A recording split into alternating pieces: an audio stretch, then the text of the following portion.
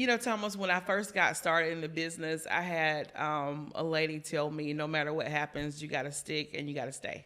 Got to stick and stay. Stick and stay. Yes. And so even during those times where, things were slow or I wasn't quite having the success I wanted, I always remember I got to stick and stay. And I tell agents now, I said, listen, I know you're probably thinking about quitting, but what if I quit? That's real.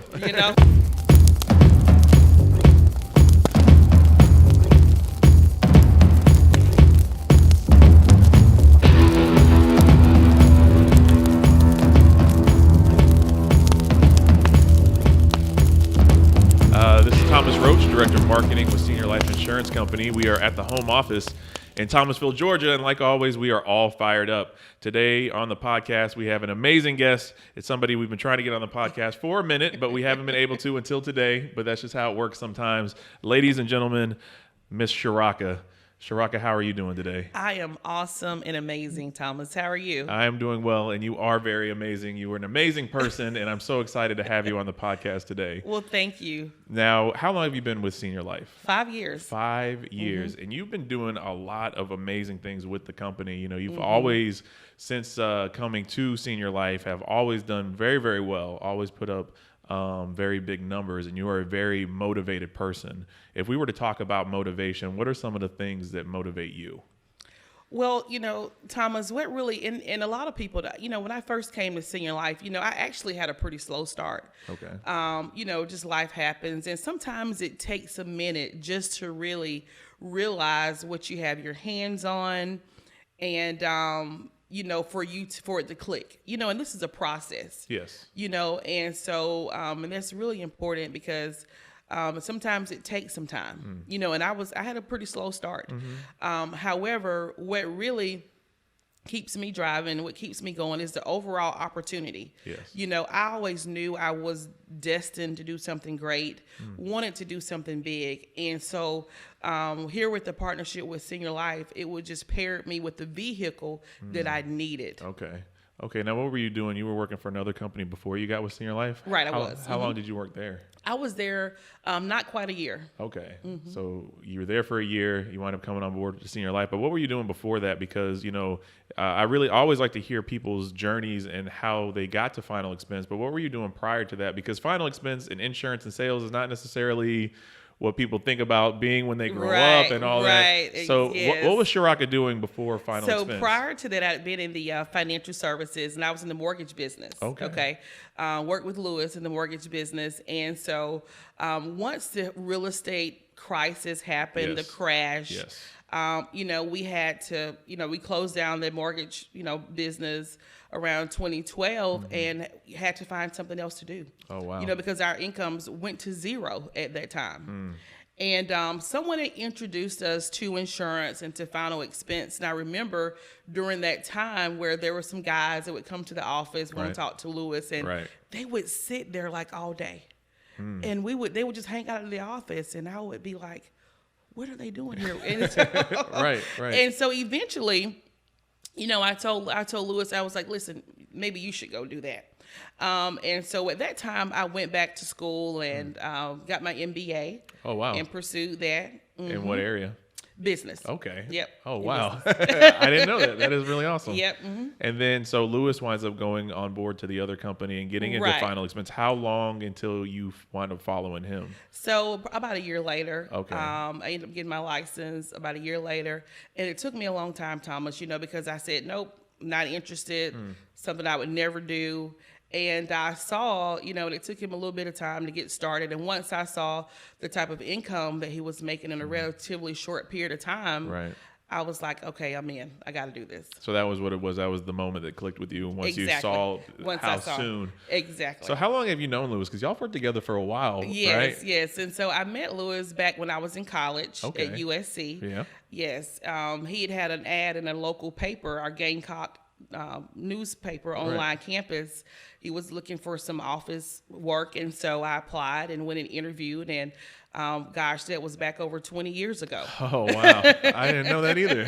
Yes. Wow. So you started out doing like clerical type work with him? Right, and became Okay. the office manager while I was in college. Okay, and was he doing the mortgage stuff at the Yes, time? And yes. so then what kind of made you decide, okay, I'm going to go from like answering phones and filing papers to actually coming on board and helping him and working with him in the actual industry? Well, Thomas, it was just my natural, skill set. Yeah. I'm just the type of person to where if I see a gap that needs to be filled, Right. I step up to the plate and do it. And that's just who I've always been my whole life. Right. Right. So as far as like undergrad, what were you studying at the time? Political science. Oh, I was wow. pre-law.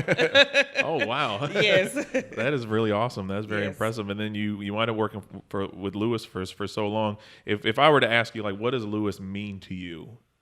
What would you tell me? So what I would say that Lewis means to me, Lewis is a great friend. Yes. He's been one of my best friends, and he's been a great mentor as well. Right. He's helped me out tremendously, and he's really been hard on me, which has helped me out. Yeah. Because mentorship is not always easy. Yeah. It's Yeah. not always a pat on the back. Charaka, you're doing a good job. But it's someone that's willing to sit down with you and to be honest with you. And to tell you the things that, you need to be able to grow and to stretch yourself. Was that hard at first to take critiques Oh, like yes, that? it was. Yes, It was very difficult at first for me to understand that relationship. Right. But once I did, and once I told him, listen, this is what I want to accomplish. These are my goals. And, when he said, well, listen, Charaka, this is what you're saying that you want to do. Right. And this is what it's going to take in order for you to get there. Oh, wow. Oh, wow. And you've stuck with him ever since. And you said Yes. it's been 20 years. That's quite a relationship to have with Right. somebody to be around that long. And now with being with Senior Life, you're growing as well. You're a manager with the company. Absolutely. You have a team of people underneath you. What are Right. some of the things that Lewis has taught you or shown you or influenced on you that you take now whenever you're mentoring others? So the biggest thing, Thomas, is no complaining, and no excuses. Right. A couple of years ago, we have different themes, it seems like every year. And so one year we had a year of no complaining. No complaining. Yeah. Seriously. Yeah. And it helped us out, and then the next year was no excuses. And so just learning those things and, and just being willing to do whatever it takes to get the job done, Right. to lead from the front. It's been important. So whenever Lewis departed from the previous company and came on board with Senior Life, were you just basically following suit and following his lead, or did you stay over there and hang out for a little bit and then decide? What was the moment going from there to Senior Life? What caused that transition for you? Well, there were some things that both of us were uncomfortable with, and so he came on first, and then a couple of weeks, it was shortly thereafter, I came on board with Senior Life as well. I got you. What is it about Senior Life that you would say, since you've been here for the 5 years now? What about it is different, because you only stuck with them for a year? What would make us the kind of company where you would want to stay here for 5 Right. so far? Yep. So the Senior Life has a total package, and there's so many amazing things I can say, but everything. Oh, well. All right. The company provides so many opportunities for an agent to be able to get started, with little, no experience, to be able to come on board, to get the training, the development they need in order to be successful. Definitely. So whenever you're like looking at people like who are looking to change companies or looking to get in final expense, like what kind of person do you look for? Well, Thomas, I offer the opportunity to everyone, Right. Because we don't want to leave anyone behind. Right. And this opportunity can really change your life. That we have here at Senior Life. And it's definitely changed mine, and my family's. And so I don't want to, leave anyone in particular out. So I'm able to talk to everyone and share with them the opportunity that we have here at Senior Life. So also, like, one thing we've been talking about, we just had our recent trip to Nashville, a continuing theme that keeps coming up, which is an amazing thing, is women in the industry. Typically, this is stereotypically probably considered a man's game, Right. in a lot of respects, in a lot of ways. And it seems like on our company's top 10 or top 20 or whatever, there is a lot of women, probably predominantly women at this point, if we really were to look at it. Like, how does that make you feel as being a woman in this industry and then being with a company where it seems like a lot of women are really stepping up and doing such big numbers and big things? It makes my heart warm. It makes my soul melt to see, the females and the women that we have here doing such an amazing job. I'm just ecstatic that, I'm the number one female agency manager, yes, with the company. Yes. I'm so proud of that. And to see these young ladies come on board with us, get started, hit these record-breaking numbers month after month, climbing to the top, it's just amazing. Do you feel any kind of like responsibility or anything like that? Because I want to say whenever those things really started happening, I mean, in a lot of respects, you were on the forefront of that. You were one of the first ones to really step up. I believe in a very long time, you were one of the first women agency managers to do 100,000 a month and a lot of things like that. Like, do you feel like you're on a forefront? Do you feel like you have a responsibility, or is it just kind of a natural thing and you're just happy to be a part of it? Yeah, I definitely feel like I have played an important role in that. And so that's why I want to continue to, raise the bar and, continue to go higher and higher. How do you like balance, like, one thing, if you mention Charaka around other people, if we talk to agents and other agencies, RVPs, people across the country, everybody has such great things to say about you. I've never heard a negative thing from somebody else, even though we're competitive against other companies, but agents are always naturally competitive with each other, going for the number one spot and things like that. That's a major part of it. But how do you manage the balance to be so competitive? Because you are very competitive. You do big numbers and big things, but at the same time, you're such a sweetheart. How do you do that? Thomas, how are you a pit bull and a sweetheart at the same time? Like, how does that happen? Well, I think it's naturally just who I am. Yeah. I've always been that way. I've always been involved with different things throughout my whole life where I was put into competitive situations. And, I was always taught to win, to give everything my best, to put my best effort and foot forward. And so that's who I am. Yeah. And that's what I always do. But at the same time, I love people, and so I think it's also good to support others, to encourage others, and, to help uplift others as well. Yeah. And then just let the numbers on the board exactly do their part. Absolutely. Because everybody, like I said, everybody always has such great things to say. They're always excited when you come around. And like I said, there's that competitive nature, but they're still so ecstatic to see you. And that's very nice and very awesome and refreshing to see. Kind of talking about, being a manager, when was it that you decided that you wanted to go from just personal producing to recruiting, bringing people on board and managing people? When did you decide that? What was that moment? So I made that decision. The company had a leadership meeting retreat in Georgia. I think that was in 2017. Okay. And so we set our 90-day game plan. Okay. Oh, so yeah, definitely. Remember that? Yes, so it was that. And prior to that, I had kind of did a little bit, but it just wasn't really serious about hiring. And so it was at that time we set our 90-day goals where I really became serious about building. Okay. With that in mind, and just talk about something a little personal. And if you don't want to talk about it, it's fine. But you had some family struggles. You're originally from South Carolina, right? Right. And you had to deal with your father, and his passing, and you were very much a part of being around him during that time. So what was going on then, I guess, to help paint the picture? So going on during that time, my dad became ill. And so it was very, we're a small, close-knit family. And so it was very important to me, to be there with him during that process, and it was very difficult, for me, because when you see your loved one, change and go through that process, it's hard. Yes. And so throughout that process, I was able to take a lot of time off and spend the time that, I needed to spend with him. And I was able to do that because of this business, And so I was even able to work and get leads, nearby him, and so that was another thing that was important to me as well. So that allowed me to still continue to work and do what I needed to do. And so my father did pass away in 2016. Okay.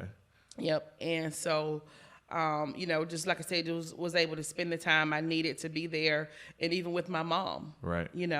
And so, and during that time, it was a lot of life-defining moments and things happened during that time. Right. And my dad was the primary breadwinner, for our family. My mother had been a homemaker. And so her household income changed, Yeah. Once my father passed away, because she no longer received all of the income, that he received. Right. And so that became a challenge, and so at that time I made the decision. I moved back to left my home in Columbia, moved back to the upstate. My brother had a new family, new wife, new house, new baby, and so he was very concerned, and we talked. Right. And so I made that sacrifice and went. And so during that time, there was another defining moment that occurred as well. Okay. Because Thomas, I knew that I'd had an opportunity that could help her as well. Okay. And so I'm proud to say that ever since that time in the fall of 2016, Right. that I've paid all of her, bills completely. Right. Right. And she's never had to worry about anything from that point forward. Absolutely. Absolutely. And that's a lot of stuff for a person to juggle. And you still were able to focus on work to a degree. But I mean, how hard was that? I mean, because if anything were to happen to my parents, and my parents literally lived down the street from this office, I don't even know how I could maintain. Like, how were you able to maintain during that time? I would say my faith. Yeah. My father was also a pastor, and I grew up in the church. Okay. And so that was, our faith, religion was a big part of, that was instilled upon me and who I am. And so I relied heavily on that. And also my why changed. My why became greater than just myself. Right. And what I wanted, and what my goals were. Right. And so once it became greater than me, and it just wasn't all about Charaka and who I was and what I wanted. Right. That also helped to propel me to that next level. Definitely. How cool is it though? Like, for anybody who's working a regular 9 to 5, if you were to move to a totally different part of the state, you have to get a new job. How great was it to just be able to maintain the same career and the same company and the same agency and all that, no matter where you were at? That was awesome. Yeah. Yeah. And so that's why I love being, here with Senior Life, because we provide that opportunity, even if you're looking to, change states, go to a different area, we have a place for you to go to work. Definitely. Definitely. You were such a, like I said, I use the word amazing because maybe my vocabulary might be limited, but you are such an amazing person, and to step up and do that for your family really says a lot, and to see, to do all that at the same time, dealing with somebody who didn't just like pass right away. It was a long, prolonged kind of thing. It really shows how powerful and how strong you are. And so I just have the utmost respect for you. Thank you. Being around you puts me in awe. It had before, but that definitely adds to it. So maybe talking about something a little bit more positive, a little more upbeat. You've recently, correct me if I'm wrong, you have an office in Atlanta now? Right. What's that about? Mountain. What's going on there? So we were growing, the business was growing in that market, and just made a decision at that time, because I always lived in South Carolina. I traveled all across the country. Right. And so even personally, some of my closest friends are in the Atlanta area. Right. And so just made a decision that it would be good, for me to move. Definitely. So now you have residents in multiple states. In multiple states, right, exactly. So I have an office in Stone Mountain, and just helping people. Yeah. Just being able to help more people with this awesome opportunity. Definitely. So what are for the Atlanta office now in the Atlanta area, what are some of your goals? What are some of your ideas for the future for that? Well, our next goal is to get that area up to doing more production and more business there, and being able to hire more people. Also looking at the potential ability to do a telesales office in the area as well. So what is, because you primarily do field sales as a personal producer. What is that like, kind of the transition going from personal producer in person to personal producer over the phone? Is that like a hard thing to do for you? I don't don't think so. And I'm always up for a challenge. Right. And so having a lot of agents now coming that's looking to have an interest in telesales and want to be able to almost provide them that opportunity and the atmosphere to be successful in the proper training and everything they need. Definitely. So always up for a challenge. It's going to be exciting to see what you do in that area. I mean, it's such just a robust, very populated area where, people are really looking for opportunities there. But I mean, why Atlanta though? Why not Charlotte? Why not somewhere in the Carolinas? Why was it Atlanta specifically? And I did consider Charlotte as well. But I went with Atlanta because I did have a couple of agents there, a small growing team, coupled with the fact that some close friends were there. So I've, felt pretty comfortable, being able to have people there that could kind of point me in the right directions and places, which it took me a while, to complete, which I haven't, completely transitioned, but it took me a while to kind of work my way into it. I got you. But I would say those are the two biggest factors that played a role in deciding and choosing Atlanta. I got you. Well, it's going to be very exciting to see what you do in that area. Thank you. What are, you mentioned some of the goals that you have, but what are, if we're talking goals short term, what are some of Charaka's goals? Short term. Okay. In terms of? Just in general, like what are some of your goals for yourself, for your agency, industry, et cetera?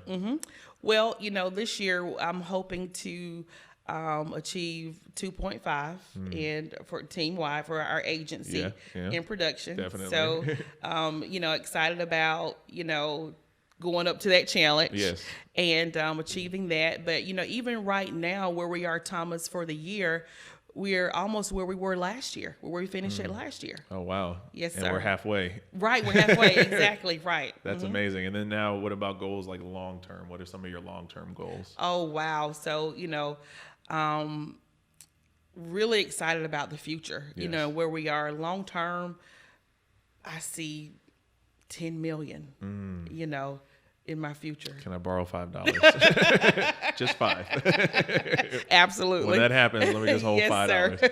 That's awesome. That's amazing. When you're looking at recruits, so when you're talking about recruits, Right. everybody, I don't want to say everybody, but a lot of people will have like a preconceived idea of the kind of person that you need to hire. When you're looking at recruits, when you're looking at people, what are you looking for? What is the actual thing? Is it years of experience in the industry? Is it brand new? Is it what are some of the traits or abilities or things that you look for specifically? I'm looking for someone, Thomas, that has a strong desire to succeed and someone that has a work ethic.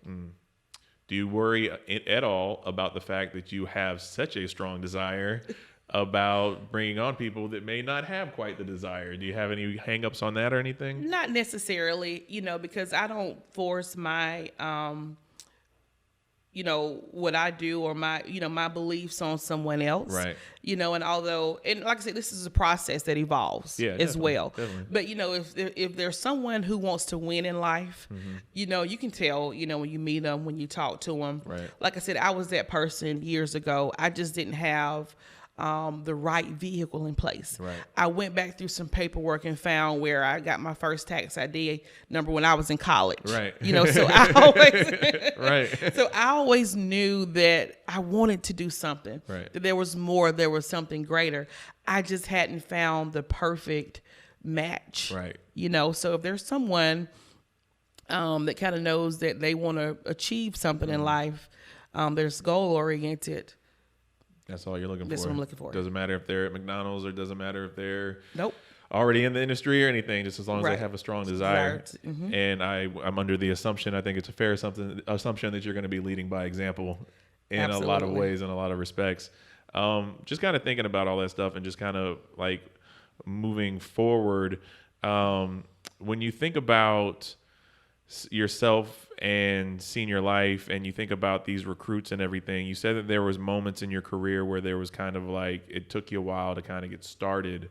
How do you exercise patience. Do you have patience with others, or how do you guide and mold them whenever you see somebody under you that might be off to a slow start? You know, a lot of people in this industry, it seems, are really into the instant gratification. Right. Mm-hmm. But you said for yourself, as much of an all-star as you are, as amazing as you do, there are moments where you had slow starts. Right. How do you handle a slow start with a new agent, or even a current agent, an existing agent? Right. So it's all about, you know, building that relationship, you know, with the agents, and to be able to help them, you know, that regardless of where they are, even if they're going through a transition or through a period, that they can still do the business, and just making sure they stay plugged in, you know, and doing what I can to be able to help them get through that period, and making sure that I always coach them up. I got you.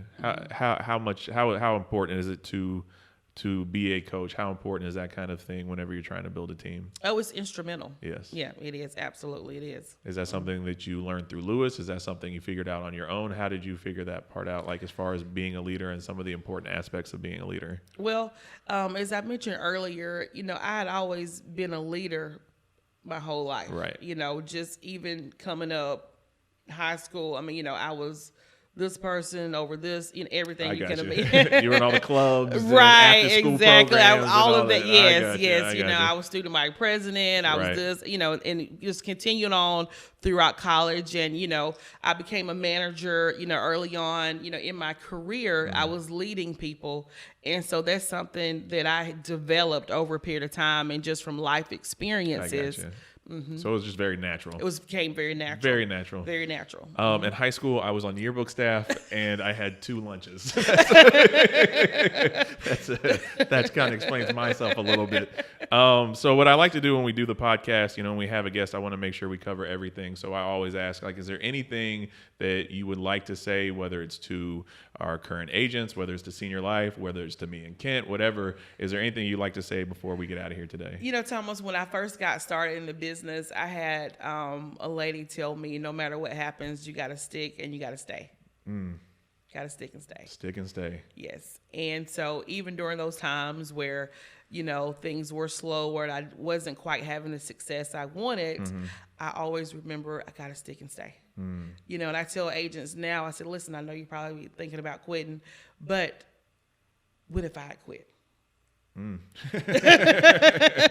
That's real. You know, seriously. Yeah. I mean, honestly, you know, so you got to stick and stay. Stick and stay. You got to stay plugged in. Yes. You got to stay close to the fire. Yeah. You know, and even during those times where you may experience a dry spell, or you may not be getting the production or income that you're looking for, right, you still got to stay plugged in. You got to still communicate, you know, with your coach, your mentor on a very regular basis, because that's something that's critically important to your success. It's about the long term.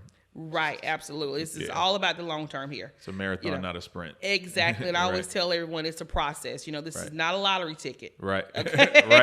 right. And it's honest. You know, it's not a lottery ticket. It takes work. I mean, you have to be willing to go to work. Definitely. And what going to work is, Thomas, you know, we're not out here doing a lot of manual labor. Right.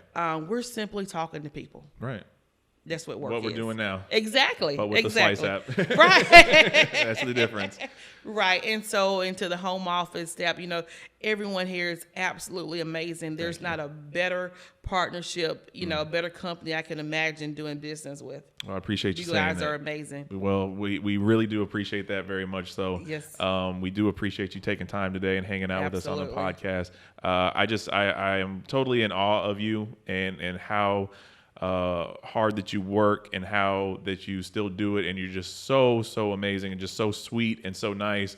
At the same time, still a pit bull when it comes to the numbers, but you inspire me a lot, and I just think you're amazing, and I just appreciate your time today. Thank you, and Thomas. coming and hanging out with us. So absolutely, anytime. Definitely, we're gonna wrap up this episode of the All Fired Up podcast. This is Charaka in the building, who's been hanging out with us. An amazing person, an inspiration. We appreciate you. We appreciate you for coming. Thank you. And like we always say, it is Senior Life all your life.